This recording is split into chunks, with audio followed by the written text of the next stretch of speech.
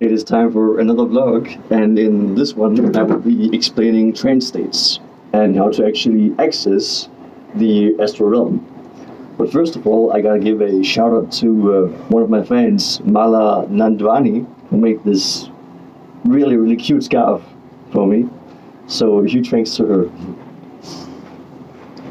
Basically, the astral realm or heaven, the lokas, the celestial realm, whatever you want to call it, is essentially just the dreaming world. It is the divine consciousness. And the way to actually access that is through dreams. Even Luke said in the Bible that the kingdom is, he said God's kingdom is within. And Buddha said, he who looks outside dreams. He who looks outside at the illusory world, the physical world, which is actually fake, dreams. He who looks inside the dreaming world awakens. So when you literally just close your eyes and dream, that world is actually more real than the physical world. When you have, let's say, a play on stage, you have a movie, then the script comes first. The director has an idea, and that idea becomes a play. It becomes a show, a physical reality, right? So you would actually say that the script is obviously more real. The play is just a portrayal of the script, of the idea. So really, the idea of the play is more real than the stage, than the actual play.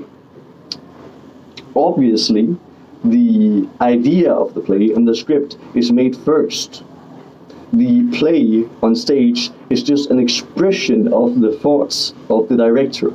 So really, no matter how delusional or crazy it sounds, thoughts are more real than physical reality. Dreams are more real than physical reality. And the heavens, the lokas, the higher dimensions, whatever you want to call them, are essentially just places in God's imagination, in the dreaming world. And the point of spirituality is to start dreaming so you can connect to those high realities, and at some point shed your physical body, absolve yourself of karmas, so you're no longer attached to physical reality, and you become one with the dreaming world. That is what we call freedom from reincarnation in Hinduism, moksha, that you transcend physical reality and become one with the dreaming world. That is what we, let's say, in Egyptian myth, or like the Greek or Norse pagan myths, would call going to the afterlife and the spiritual dimensions and incarnating into them. And in the Abrahamic religions, that is what you would call going to heaven. And it's actually a similar story in all traditions.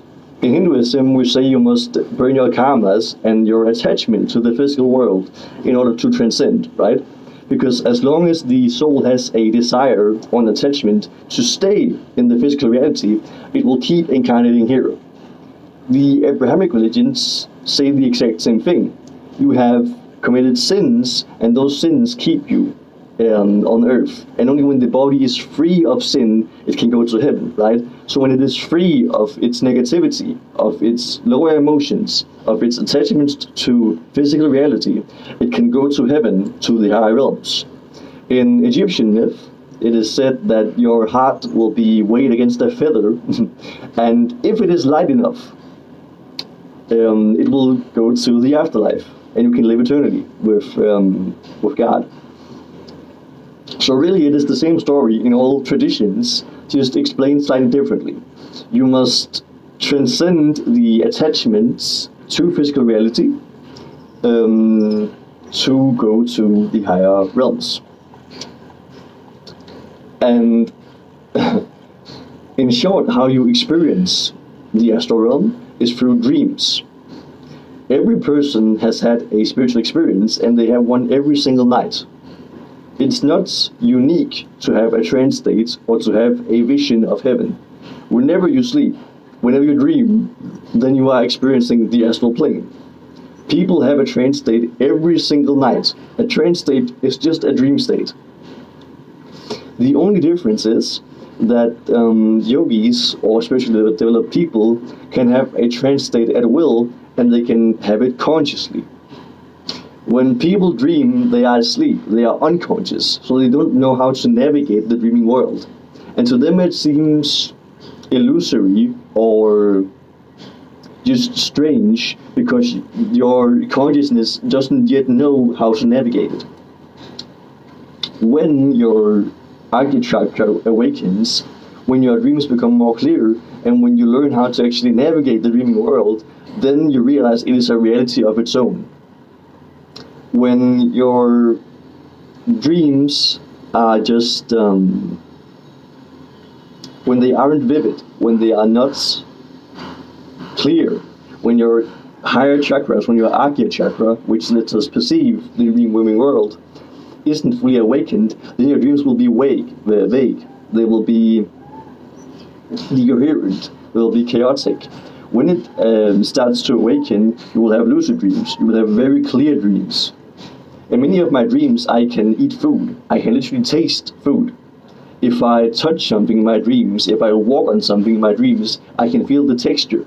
In some of my dreams, I've even been able to feel pain. And some of the emotions you experience in dreams can be stronger. I've had dreams that were so clear, so strong, so vivid, that they felt more real than physical reality. When I wake up from those dreams, it feels like now I'm dreaming. It feels like the physical world is a dream, and what I just experienced while asleep was more real. And it actually is, because the dreaming world is of a higher nature. It's actually more clear, and once again, the illusion, the Maya, the play, is just an expression of the script of the thought realm. And when you do spiritual practices such as yoga, chanting mantras, and meditating, you will raise energy. When the energy starts to reach the Archean chakra, that is when you can enter trance states, or you start to have more vivid dreams, and you can more clearly experience the dreaming world.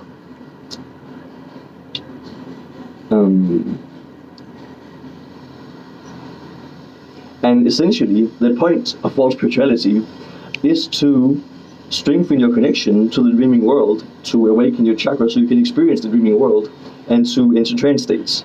That is literally spirituality in a nutshell. You want to learn how to dream and connect with the dreaming world, because the dreaming world is... Monkey just threw up, wow.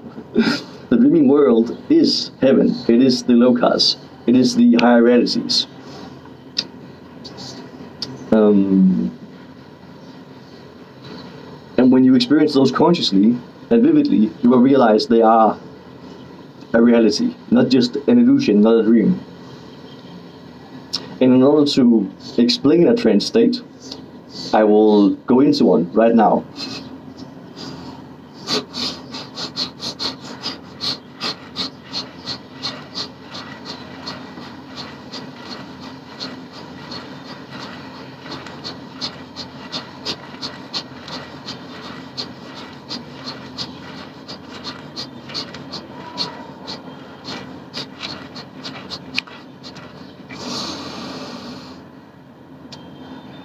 As you can see, my eyes are vibrating because I am going into a dream state. When people dream, that state of sleep is called REM sleep. You can Google it, REM sleep. It stands for rapid eye movement, because when people dream, the eyes move rapidly, like they vibrate. And for reference, this is how fast I can blink if I try my hardest. And I can only do this for like 10 seconds before like my eyes get tired of straining the muscles. This is if I just, from my perspective, close my eyes. I'm not like blinking right now, my eyes are just closed, but they are vibrating because I'm in a dream state.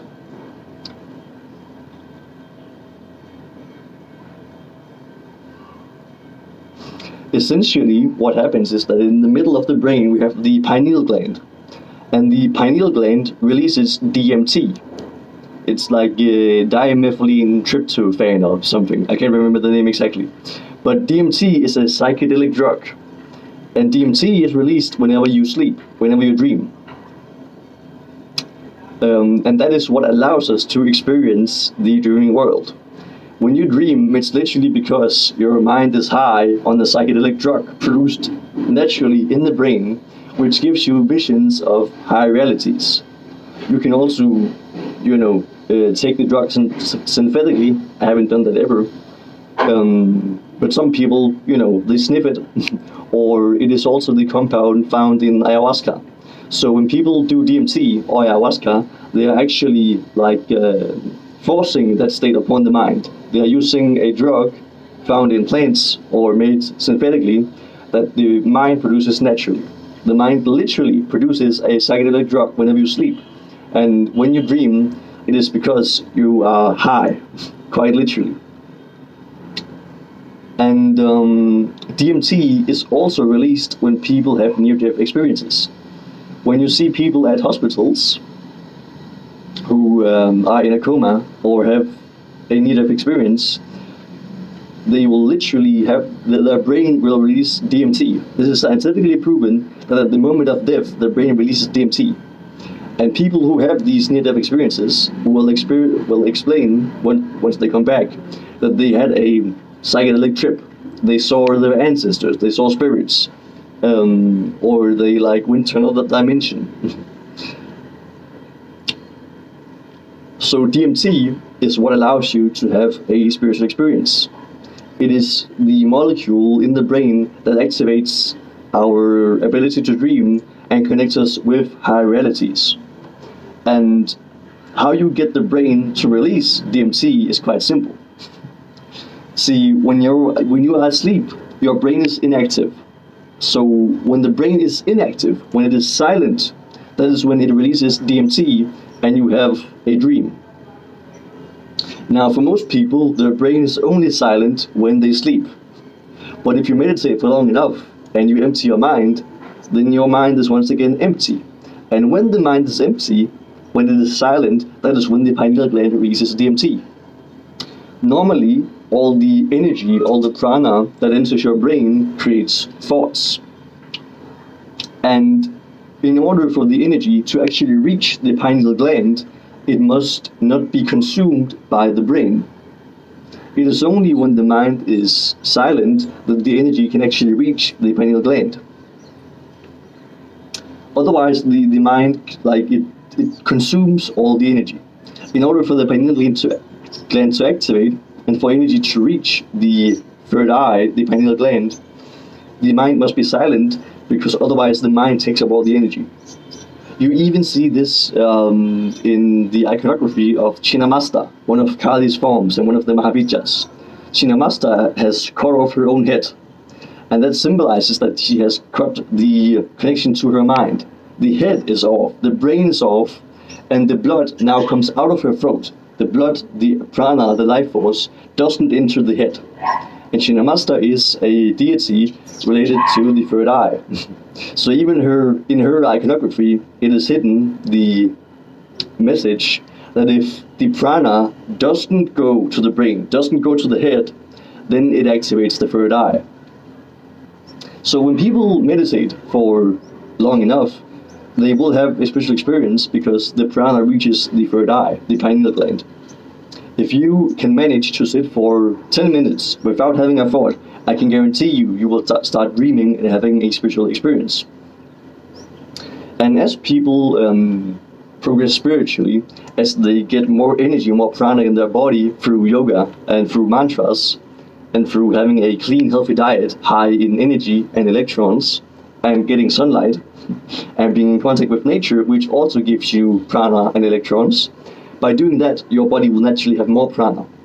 So spirituality is just a process of getting more energy in the body and then becoming silent so that the energy can go to your third eye in your pineal gland and give you a spiritual experience and activate your ability to dream.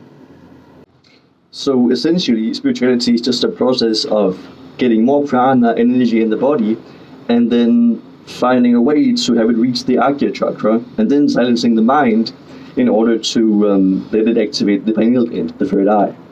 And then once you manage to activate your trance state, the dreaming state, you can experience the spiritual world. And then the rest of spirituality happens in that dream state. The dream state is what allows you to see deities, what allows you to see spirits, and eventually what allows you to experience higher realities. When you enter a trance state, what you will see at first is energy and spirits. As an example, I was at the cremation ground a few days ago, and I managed to enter a trance state at the cremation ground. So, I sat like this, did my practices, and I started seeing ghosts. You will essentially see a copy of the physical world, except you will see the spirits instead of the people. The astral plane and the physical plane overlap. So you will see a copy of the physical world, except you will see the spirits and the energy of that place. So when I was at the cremation ground, as an example, if I had my eyes open, I would see the cremation ground from my perspective, and of course the physical people. But if I closed my eyes and I was in trance state, I would see the same cremation ground, but I would see ghosts instead. I wouldn't see any of the physical people. I would see the spirits of people.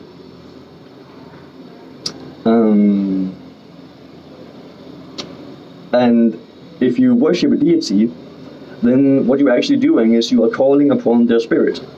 And if a deity likes you, if they are happy with your worship and they think you are funny or they recognize your devotion, then they will come. And if you have a trance state while you do your worship and while the spirit of the deity is there, you will see them in that trance state. That is how you experience a god.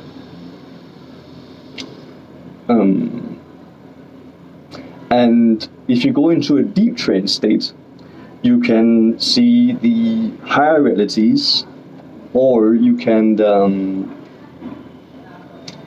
experience like a deity directly. If I do Kali's mantras and then enter a trance state, I will just experience her.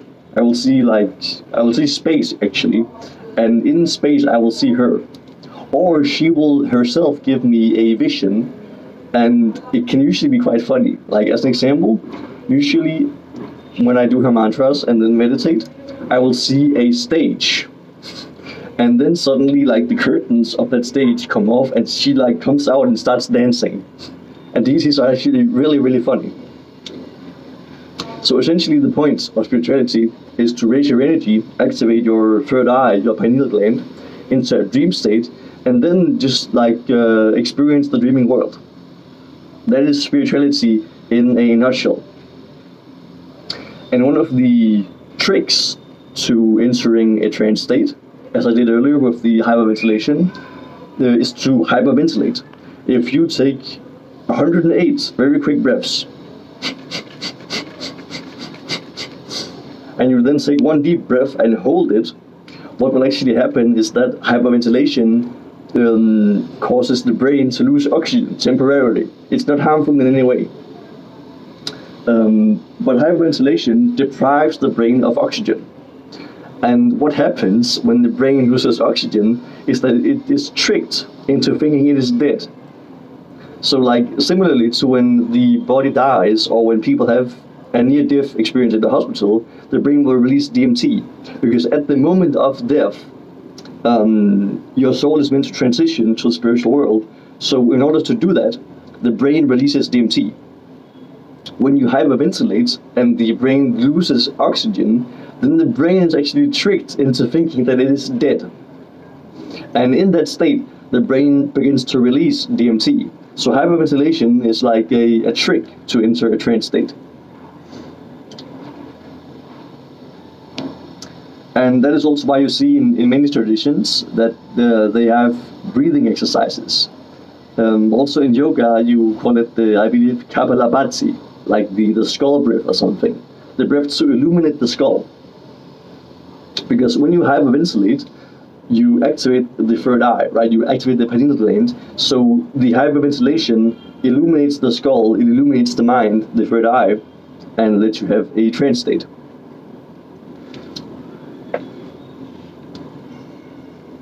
So either, or first of all, make sure you have prana, because lots of people don't have energy to begin with. They are already in a very low state of energy because they have a shitty diet, they are stressed out all the time, and they waste their energy on drama, on conflict, on hating other people, on being jealous and having negative emotions. First of all, you need to have energy, you need to have prana. And secondly, you just need to either meditate or hyperventilate. Either of these things will let you into a trance state because it raises the energy to the third eye, the pineal gland, and lets you have a dream state. And when you have that dream state is when you can experience the spirit realm. That is when you can see spirits or ghosts or energy around you. And if you do the worship of a deity, of a god, then the trance state is what allows you to see them. A lot of people, they just do the puja, they just do the worship, and then they wonder why God doesn't come to them. God does come to you, but you can't see them, you are blind. 99% of people who worship God and wonder why they can't notice them or nothing happens, it is because they can't see them, they can't experience them. Even if Kylie came right in front of you right now, you wouldn't have the ability to see her because she is an energy. She is an energy being. She is a spirit. She is not a physical being. Unless you can see spirit and energy, you cannot see deities and spirits. And you also can't talk to them.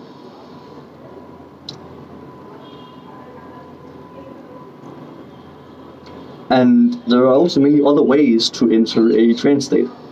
You will see in Tantra and Agori practices that they like to drink sanctified alcohol. They will use alcohol to enter a trance state. They will chant specific mantras to it in order to bless it and make it better. And Agoris in particular also like to smoke weed. 8 days ago, I was doing my sadhana at midnight at the cremation ground, and a tantrika came, and he drank whiskey from a fucking human skull, and then he smoked 3 joints, I kid you not. And after all that whiskey and the 3 joints, he could still have a conversation with me. He was tripping balls and doing his sadhana and clearly talking to God. He was literally talking out loud to Tara, and he even started laughing. I could also see a slight like silhouette of Tara, so even I could see the deity that he had contacted and that had came to him. So some of these paths, they use intoxicants in order to enter a trance state. I also sometimes take just a little bit of whiskey. I'll chant mantras to like a shot of whiskey. I won't actually get drunk, but the mantras that you chant to the whiskey makes it much stronger. And that can help you enter a trance state. You will also see shamans often using cannabis or ayahuasca in other traditions, or mushrooms. And there are even scriptures that mention yogis who do mushrooms. And some of these yogis were said to attain cities. They were said to attain magical powers from doing mushrooms. So even drugs can be a legit way to open the mind and enter a trance state and experience the dream world. I personally don't do any drugs apart from alcohol, because for me yoga and meditation is already hard enough of a drug. And it's also important that you don't become reliant on intoxicants. It is important that you learn to actually do it yourself. If you need a drug every time you want to talk to God, then you're going to have to do a lot of mushrooms. But drugs are a valid way to enter a trance state, and I know many people who did like mushrooms once on accident and saw Kali or saw Shiva. It happens. And it is not it's something you should be careful with, but even psychedelics and intoxicants can be a way to induce a trance state. It works, it does work, but it can be dangerous to rely on them, and it can often be too much for people to handle. Which is why it's important to also get accustomed to meditation or to hyperventilation or other ways to enter a trance. Other ways that traditions use is drumming. A lot of Agoris also will carry like, what's it called? a durum drum, something. The same like drum that Shiva has. And they will use that to drum themselves into a trance state. They will use the music to help themselves into a trance state. You also see the same thing with shamans in like pagan traditions, that they will do shamanic drumming in order to enter a trance state. Even I like to listen to music when I meditate, and by doing so, I just focus on the music, and that puts me in a trance. That puts me in like a flow state, and then I easily enter a state of meditation. And lots of people also like to listen to music in order to meditate.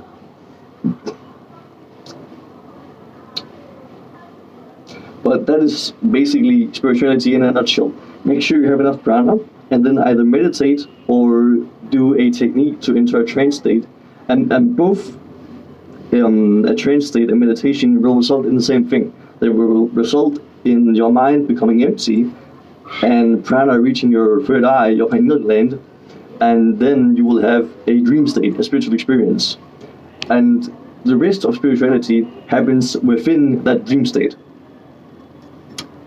There's really no way to like define what you do with spirituality, because people have wildly different intentions. Some people want to go directly to heaven.